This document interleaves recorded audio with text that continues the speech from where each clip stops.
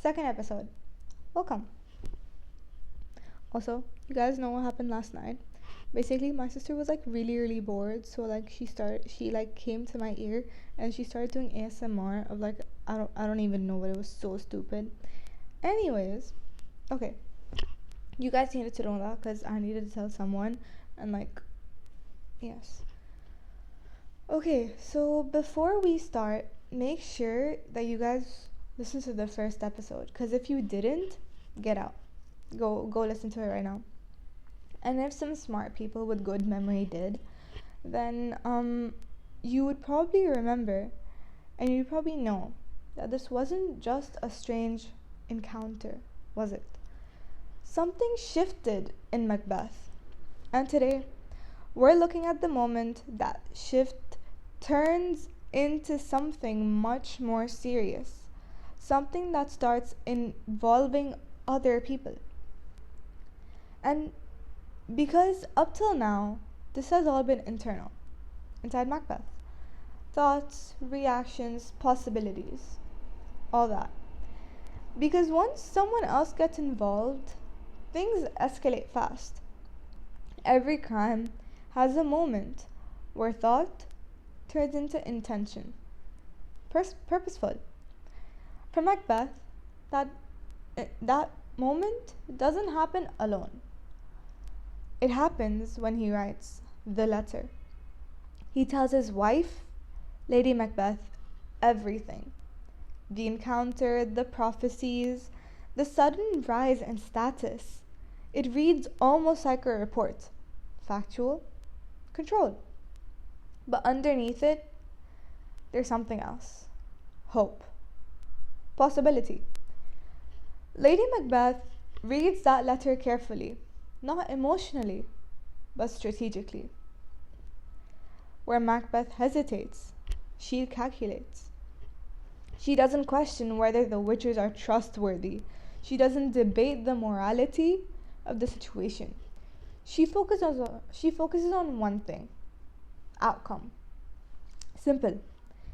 If the future says he will be king, then why wait for chance? Why not act? This is where the whole dynamic shifts, where the whole story, whatever you expected, all of it completely changes.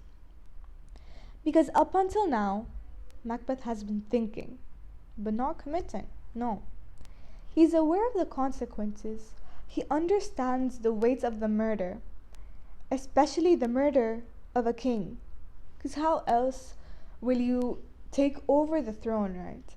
By murdering the king. He knows King Duncan trusts him, and that matters. And yet, the prophecy has already done its work.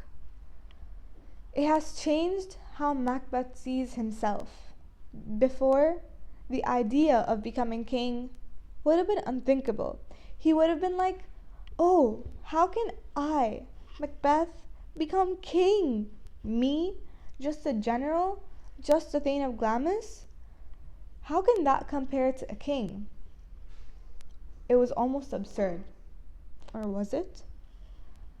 But now, it feels like something he's been promised, something he deserves. It's no. Then that evening, poor gullible Duncan arrives at their castle. Coincidence, right? He just wants to congratulate Macbeth for getting Thane of Cawdor. But then, the situation becomes immediate. No longer theoretical, no longer distant. Real. Close enough to act on. Macbeth hesitates again.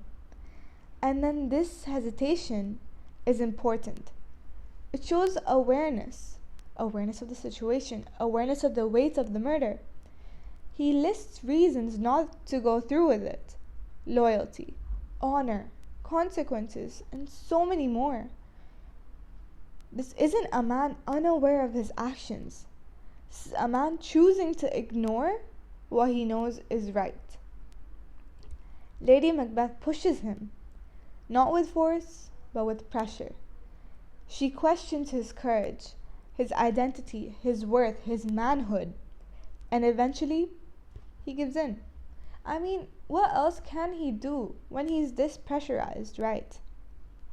He gives in, but not because he's convinced it's right, but because the idea of becoming king has become stronger than his resistance to wrongdoing. And that's the turning point. Because from here on, the crime isn't just possible, it's inevitable.